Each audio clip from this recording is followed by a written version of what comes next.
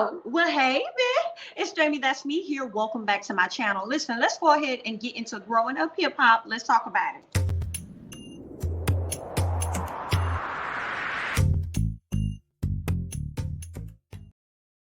All right, y'all. Sorry I ain't got the pictures and stuff for y'all today. Okay. Hopefully you guys can still get into the review all the same. All right. Let's go ahead and start off with Eric, Jojo, and Cree. Y'all know they're trying to do this showcase so they all link up so that they can discuss what's needed to make it happen. Okay, they over there talking to Cree, seeing what all she needs. I believe she needs a building that's going to be secured in order for her to move forward. So now Eric and JoJo have to make sure that that's something that they do. They go out and they secure that building. Okay, now we see where Stevie J and Savannah come in. She brings him in, he sits down, he's talking to them about their showcase. He wants to listen in and see what the plan is, what the plan of action is. I don't think Stevie J will be able to be a panelist because I think he has some things going on, but he just wanted to give them some pointers and stuff. I believe they're going to be live streaming the event, and he feels as though, no, y'all shouldn't do that because Versus is already doing that. And that's not the same thing. It's not a versus battle. They're not going against each other. This is a showcase, which is showcasing your talent. People were doing virtual shows before Versus decided to do what they do. So I'm confused on the issue here. Don't let that man discourage y'all in that fashion, okay? Stevie always trying to come in and rearrange some stuff and try and make it bigger than what it is, and they only end up working. Okay, so baby, move on. All right. He was trying to find out about judges. Okay, he wants Rev Run. He suggested that Rev Run be a judge or be a panelist, and JoJo's like, that's dead. My daddy is afraid of the virus, so he ain't coming out the house. He ain't been out the house. He ain't coming out the house for that. Okay. When it comes down to Luke, Cree is a little bit on the fence about it because she feels like, I don't know that man. Okay. I feel like if I go to him and ask him to be a part of this, he's going to feel like I'm only talking to him for him to do this for me. I kind of feel like, and even if that is the case, he owes that to you. Even if that is the case. Okay. Yeah. Even if I was just calling you for that. Okay. Just know that I'm just calling you for that. And that's the least that you can do at this time, which is show up. So F him. So I see nothing wrong with that. When it comes down to, he asked his daughter, I don't know if he was talking to his daughter or Eric. He said something like, oh, I'm used to you hosting parties, not showcases. And I'm like, who he talking about? He's talking about his daughter, because I didn't even know. If that's the case, I didn't even know Savannah was up there hosting parties. But okay. He brings up, I believe, Tretch or Pepper or something like that. And obviously, JoJo is having an issue with Sam at this time. So Stevie thinks that they should talk it out, go ahead and get everything resolved based on the history between you two's family. So let's get that together and let's move forward. So that's something he plans on doing. And Eric is definitely going to help with facilitating that and bringing the two guys together. Okay. So next thing we see is Tanise and JoJo's mom. You know, Tanise is pregnant. She said that she wasn't going to tell everybody. And it seems like it's been quite a bit of time from the last time she went to the doctor till now. I guess JoJo's mom kept her secret by being quiet and not telling everybody, because I guess last time, you know, she was a bit talkative. So she kind of, you know, kept it on the low, and she was understanding because, you know, they had a miscarriage prior and they didn't want the same thing to happen. They ended up telling everybody, and then they had to go back and tell everyone else again, like, hey, there is no baby, you know. So they just want to wait until they were further along. So she lets her know about that. She updates his mom on the fact that he's working on this showcase for the company and stuff, and if he gets this off the ground, this is going to be the first big thing that his company does. So he's excited about that. Angela comes over, you know, she has this shirt on. I can't even remember what company it was, but she was promoting for them. And then Tanise decides to let her know, hey, you know, the reason why I want a large or extra large in this particular shirt is because I'm with a child. I'm about to have a baby. So Angela was pretty shocked because she's like, why y'all didn't tell me? And she was like, well, girl, you know, we had to keep things on the down low based on how things went the last time. So we couldn't just be out here just telling everybody all willy-nilly. Okay, just be glad that you know now. All right, so be happy. So she is happy for them. Okay, Angela talks about how she wants to do a calendar. All right, she wants to do like a yearly, like a 12-month calendar showing off her figure and stuff, as if you guys do not get enough of that on Instagram. Okay, not only can you have it in your phone, but you can have it on your wall wherever you deem necessary. So that's what she is planning on doing. And her mom is kind of like, well, you sure about that? And she's like, well, I'm single now, so I can do whatever it is that I want to do. Her mama tried to act like she was surprised about her being single, but she was like, girl, don't act like you surprised when you already know the situation.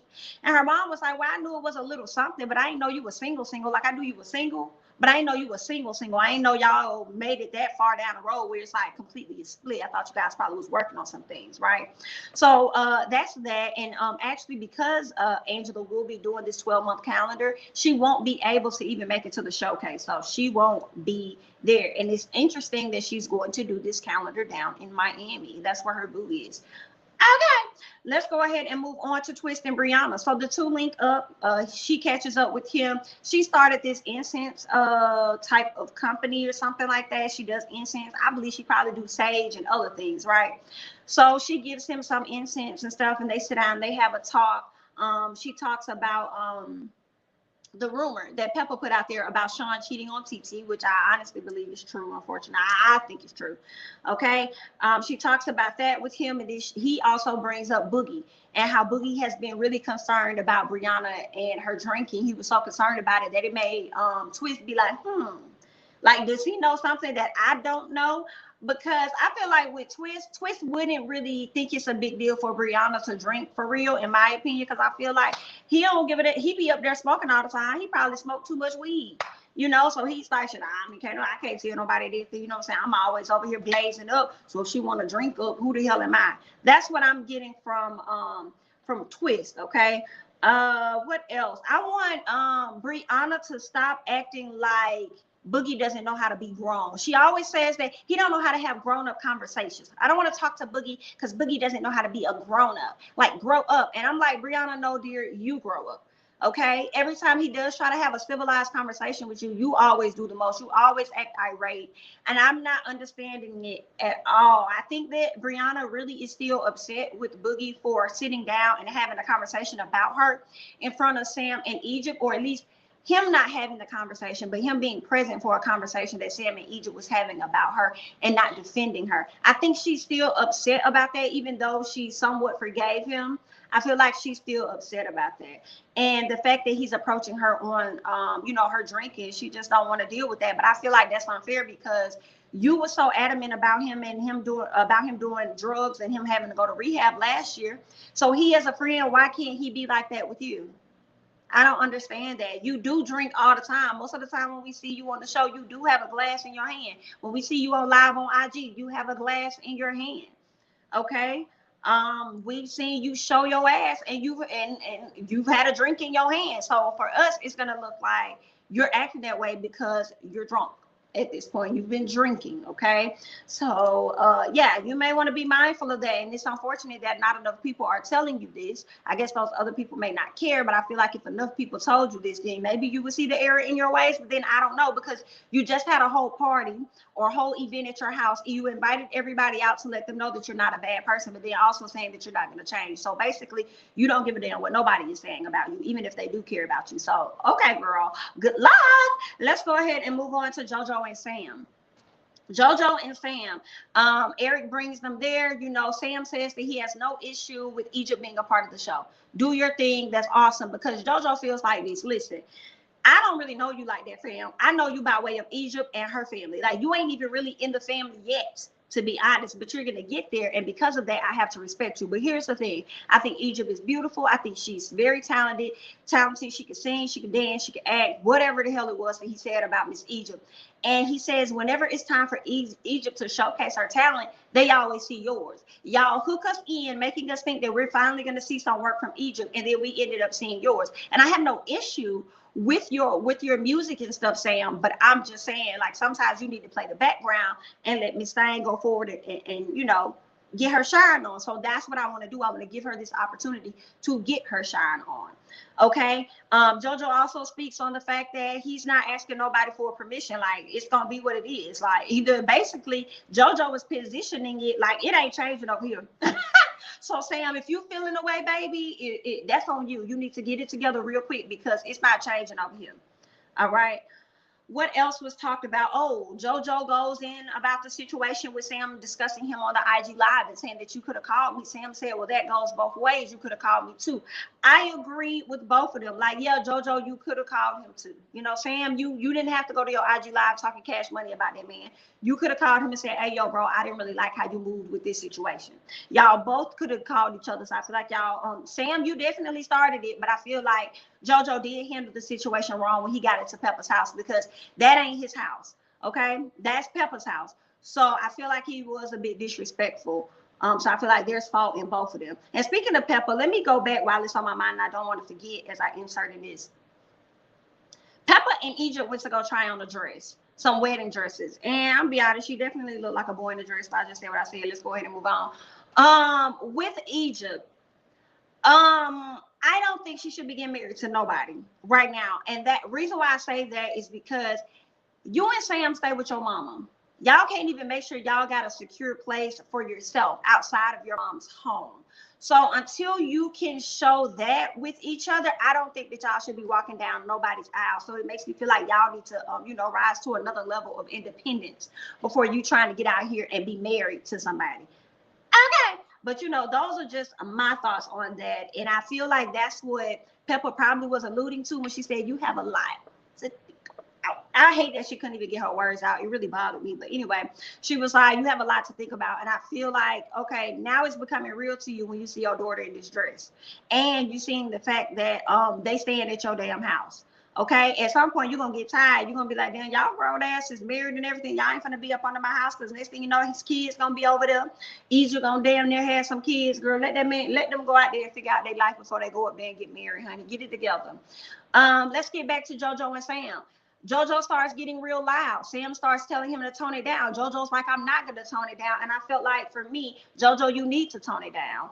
I have not always liked Sam, but I will say this. Sam has been keeping up the mess in the confessionals. I haven't really been seeing him keep up the mess amongst the other cast. He ain't really been filming with the other cast, to be honest, to even start or keep up no drama, for real, for real. So I just feel like, JoJo, you could have toned it down just a little bit. You wanted to be mad aggressive. And Sam came in there and he wasn't on that energy. But Sam was like, listen, I mean, it's not a cap about it. Like, Sam fights. That's what I do. I could get with you if I want to, but I'm not really here for that right now. You see what I'm saying? So I feel like JoJo could have calmed down. And obviously Eric was feeling the same way. And he would know the way he tried to lash out, or he did lash out on Savannah not too long ago, honey.